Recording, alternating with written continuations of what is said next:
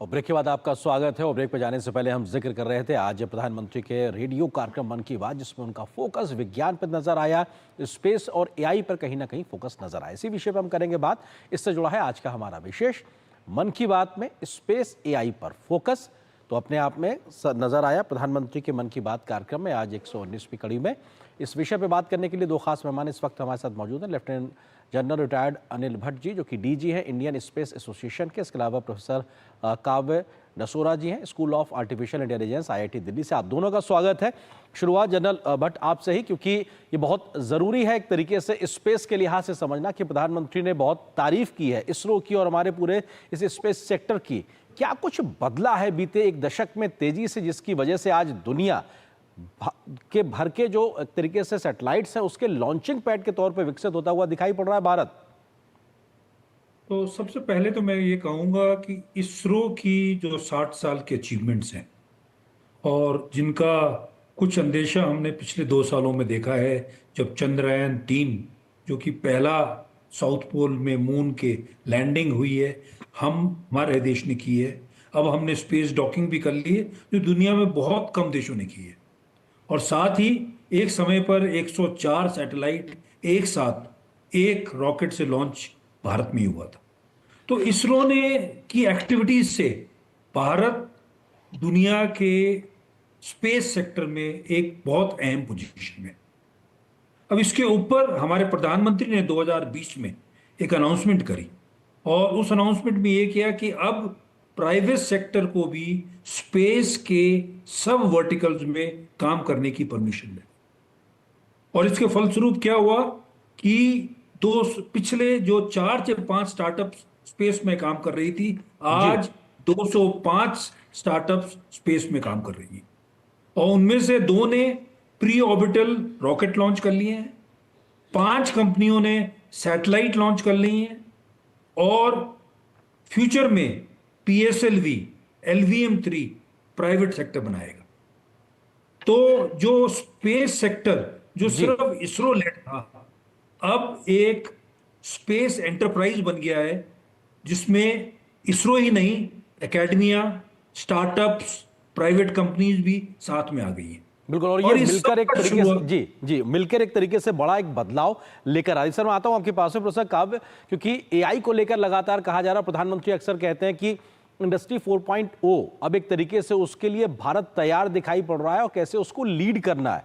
उसमें जो बड़ी तकनीक है, टेक्नोलॉजी है, उसका बड़ा रोल है और एआई एक बहुत महत्वपूर्ण भूमिका निभाने वाला है। भारत कैसे तैयार है, कैसे एक आधार इकोसिस्टम बन रहा है इंडिया में, जो हम अब इस दिशा में तेजी से आगे बढ़ सकते हैं? किस तरह से आप देखती हैं इसको? अभी देखिए, जब प्राइम मिनिस्टर साहब पेरिस गए थे तो उन्होंने वहां पे जब प्रोजेक्ट किया तो उन्होंने इंडिया को एज अ ग्लोबल फोर्स की तरह से प्रोजेक्ट किया। उन्होंने एक स्ट्रेटेजिक कोलैबोरेशन के थ्रू हमें प्रोजेक्ट किया कि हम इतना कुछ बना सकते हैं। हमारे पास 50 लाख प्रोग्रामर्स हैं, हमारे पास 10 लाख इंजीनियर्स हैं, हमारी स्ट्रेंथ फ्रूगल एआई में है, हम बहुत सारे रिसोर्सेज खुद बना रहे हैं। और गवर्नमेंट ने अभी $1.2 बिलियन का इन्वेस्टमेंट किया है 4 major areas, agriculture, health, smart cities and education. ये चारों में उन्होंने बहुत बड़ा अमाउंट 300 से लेके 500 करोड़ रुपए तक ईच सेक्टर में उन्होंने पार्क किए हैं और रिसर्च को वो बहुत ज्यादा मोटिवेशन दे रहे हैं। और इसके अलावा आप देखिए, उन्होंने एआई डिप्लोमेसी को इनकरेज किया जब उन्होंने कहा कि अगला एआई समिट हम इंडिया में करना चाहेंगे। और साथ ही उन्होंने ये भी मैसेज दिया, हमारी कंट्री प्रिपेयर्ड है क्योंकि हम सेमीकंडक्टर टू एआई स्टैक हम पूरा का पूरा खुद डेवलप कर रहे हैं। मतलब एंड टू एंड टेक्नोलॉजी हम सिंगल पॉइंट कंट्री होंगे जो डेवलप करेंगे। इससे हमारा एक्सपोर्ट भी इजी होता है, हम सिंगल पॉइंट ऑफ कांटेक्ट बनते हैं। सो कहीं ना कहीं इंडिया को, इंडियन टैलेंट को, इंडियन वर्कफोर्स को, स्टार्टअप, एकेडेमिया एंड इंडस्ट्री को एक ग्लोबल प्रोजेक्शन दिया प्राइम मिनिस्टर साहब ने। और उसके लिए गवर्नमेंट की इन हाउस तैयारी भी बहुत अच्छी है। हर बजट में उन्होंने सब्सटैंशियल मनी पार्क किया है और at the college, at university level industry level हम बहुत ज्यादा प्रमोट कर रहे हैं एआई को, एजुकेशन को।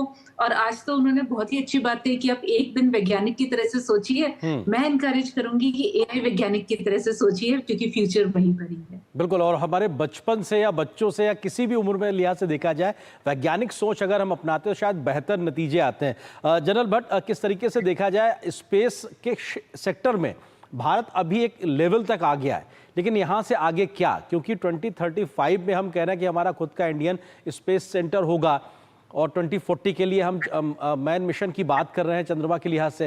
ये जो फ्यूचर के हमारे बड़े मिशंस हैं, इसमें हम किस तरीके से काम कर रहे हैं और कैसे मददगार साबित होगा इसमें प्राइवेट प्लेयर्स भी?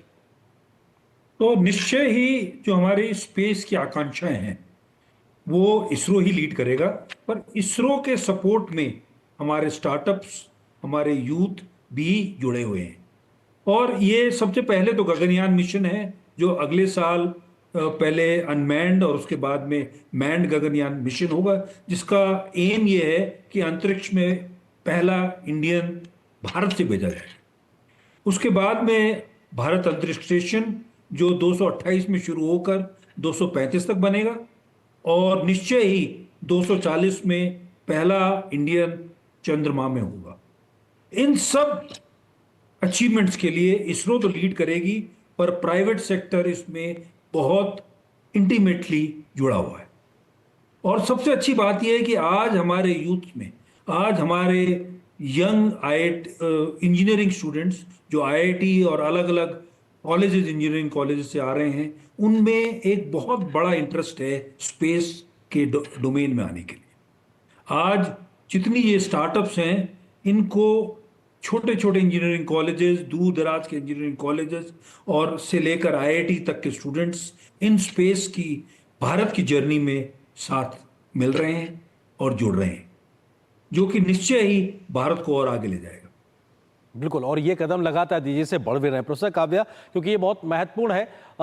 हमारी रोज की जो ज़रूरतें हैं, जिसमें हमारी डेली लाइफ की बात हो या फिर खेती किसानी की बात हो, एजुकेशन आपने जिक्र किया, इसमें एआई में एक बड़ा इन्वेस्टमेंट या एक तरीके से रिसर्च की बात है, इनोवेशन की बात है, उस दिशा में काम करने की बात है। भारत आज कहाँ पे खड़ा हुआ है अन्य देशों के मुकाबले, और हम कैसे इस दिशा में तेजी से काम कर सकते हैं? क्योंकि साइंटिफिक अप्रोच के साथ बढ़ने को लेकर सरकार तैयार नजर आ रही है, एकेडमिशियंस तैयार नजर आ रहे हैं, इकोसिस्टम भी दिखाई पड़ रहा है। कैसे हम इसको एक्सीलरेट करेंगे? ये सारी चीजें फ्यूचर के लिए सीडिंग है। हमारी राइट नाउ के कुछ चैलेंजेस हैं, but with a collective effort हम सारे जने मिलके उस एफर्ट को मीट आउट कर रहे हैं। जैसे हमारा कंप्यूटर पावर गैप बहुत बड़ा है, हम अपनी कंट्री में जीपीयूज नहीं बनाते, हम अभी भी एआई चिप्स नहीं बना रहे हैं। सो वो अभी राइट नाउ हमारा डिपेंडेंस है कि हम उसको इंपोर्ट करें, बट बहुत जल्दी हम अपनी कंट्री में भी बनाने लगेंगे। दूसरा, फिर हमारा अपना क्लाउड सिस्टम, हम अभी ओपन सिस्टम्स बनाने, जो मिशन एआई है, national mission on artificial intelligence, उसका वन ऑफ द गोल्स है कि हम अपना खुद का ओपन सिस्टम बनाएं। फिर हमारी need for regulation, because 7 million villages in our country, हमें बहुत जरूरत है लास्ट माइल तक जब कोई टेक्नोलॉजी जाए तो वो रेगुलेटेड हो, क्योंकि इम्पैक्ट बहुत होता है अगर वो टेक्नोलॉजी मिसहैंडल होती है या थोड़ा सा भी लूजली एड्रेस्ड होती है। तो उन सब को देखने के लिए रेगुलेशन बहुत जरूरी है। और उसके अलावा मुझे लगता है इंडस्ट्री एकेडमिया कोलैबोरेशन, अभी इंडस्ट्री इम्प्लीमेंटेशन के लिहाज से तो प्रिपेयर्ड है, लेकिन कहीं ना कहीं उसको ग्रास रूट फंड करने के लिहाज से पॉसिबली वो सोच रहे हैं इम्पोर्ट से काम हो जाएगा। बट थोड़ा सा वो ब्रिज हमें डिवाइड करना है, और एक डिजिटल डिवाइड का, क्योंकि यूपीआई एक ऐसा एग्जाम्पल है या एक ऐसी प्रेसिडेंस है हमारे सामने, जिसने कोरोना वायरस टाइम में हमें एक होप दी है कि अगर हम थोड़ा सा इसको मिशन मोड पे करें तो लास्ट माइल तक अगर हम डिजिटल फाइनेंशियल इंफ्रास्ट्रक्चर पहुंचा सकते हैं या डिजिटल स्टैक पहुंचा सकते हैं, तो फिर हम डिजिटल एआई भी पहुंचा सकते हैं। सो एआई को बहुत बेसिक गैजेट्स में इंटीग्रेट करके, जैसे अब स्मार्टफोन सारे के सारे मोस्ट ऑफ द टाइम आप देखिए एआई इनेबल्ड आ रहे हैं। अब ये लास्ट माइल जैसे कृषि तक जाता है, तो या हमारे फार्मिंग डिवाइसेस हैं या स्प्रेइंग डिवाइसेस हैं या छोटे छोटे से सेंसर्स हैं जो हमें बताते हैं सॉइल मॉइस्चर है या लेट अस से न्यूट्रिएंट सेंसर्स हैं। तो इन सारे बेसिक डिवाइसेस में जब हम एआई इनकॉर्पोरेट कर लेंगे तो फिर वो हमारे लिए as good as implementing a system ही हो जाएगा। हमें उसके लिए एआई की अलग से क्वालिफिकेशन की जरूरत नहीं है। जैसे आज हमारे फोन्स में कैमरा आता है, सबको कैमरा ऑपरेट करना नहीं आता, बट उस फोन से फोटो लेनी सबको आती है। हमें एआई को उस लेवल तक सिंप्लीफाई करना है, और राइट नाउ हम उस डायरेक्शन में बढ़ रहे हैं। We have not achieved that. और इंडिया की एक सबसे बड़ी स्ट्रेंथ है, जो ये मेरा ऐसा मानना है कि वर्ल्ड में और कहीं नहीं है, वो है हमारा फ्रूगल एंटरप्रेन्योरशिप या हमारी फ्रूगल माइंडसेट। तो हम इतना जल्दी टेक्नोलॉजी को फ्रूगल बनाते हैं, या जिसको कहते हैं हम एक्सट्रीमली सिंप्लीफाइड बनाते हैं, कि मासेस भी उसको बहुत आराम से यूज कर सकते हैं। अगर हम ये स्ट्राइक कर पाते हैं जल्दी से जल्दी, तो हम पूरे south east Asia, developing countries, under developed countries की वॉइस भी बनते हैं, और हम अपने लास्ट माइल को भी टेक्नोलॉजी का बेनिफिट दे पाएंगे। बिल्कुल, और डिजिटल डिवाइड जिसका आपने जिक्र किया, उसको गैप को ब्रिज करना बहुत ज़रूरी है, तभी शायद हम बेहतरी से कर पाएंगे। जनरल भट्ट, एक आखिरी सवाल, क्योंकि भारत में स्कूल स्तर से, छोटे बच्चों के स्तर से एक साइंटिफिक अप्रोच के साथ आगे बढ़ा जाए, अटल टिंकरिंग लैब उसका एक बेहतरीन उदाहरण है। सरकार उस दिशा में काम करे। आपको लगता है कि अगर हम एक बेस बनाते हुए जब चलेंगे, तो आने वाले अगले 10, 15, 20 सालों में, 1-2 दशक में एक बड़ा बदलाव भी देखने को मिलेगा हमको, एक पूरी ओवरऑल जो कहा जाए साइंस टेक्नोलॉजी के लिहाज से?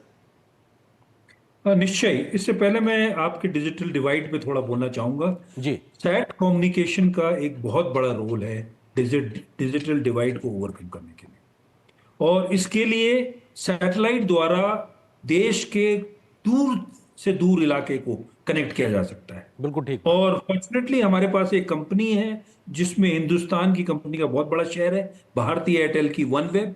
ये इस कनेक्शन को पूरे आखिरी आदमी तक पहुंचाने की कोशिश कर रही है। जी।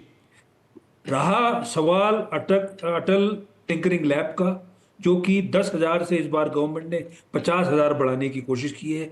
डेफिनेटली इसका स्कूल लेवल पर जो इनोवेशन की डिजायर, जो आज प्राइम मिनिस्टर बोल रहे थे कि हर एक को एक दिन के लिए साइंटिस्ट बनने की कोशिश करनी चाहिए, वो बच्चे बच्चे को दूर दराज के स्कूल में जो ये मौका मिल रहा है, तो ये जो और ज्यादा ब्रेन्स, भारत की 104 बिलियन पॉपुलेशन की स्ट्रेंथ का मैक्सिमाइजेशन होगा इन बच्चों के द्वारा, इन लैब्स के द्वारा, कि हम स्पेस में, एआई में और किसी भी टेक्निकल फील्ड में सबसे आगे बढ़ेंगे। बिल्कुल, और शायद ये एक बड़ा आधार भी तैयार होगा। फिलहाल वक्त इतनी अनुमति दे रहा है। आप दोनों मेहमानों का बहुत शुक्रिया, जनरल भट्ट आपका भी, प्रोफेसर काव्या आपका भी, हमारे साथ जुड़ने के लिए, इस विषय पर विस्तार से बात करने के लिए।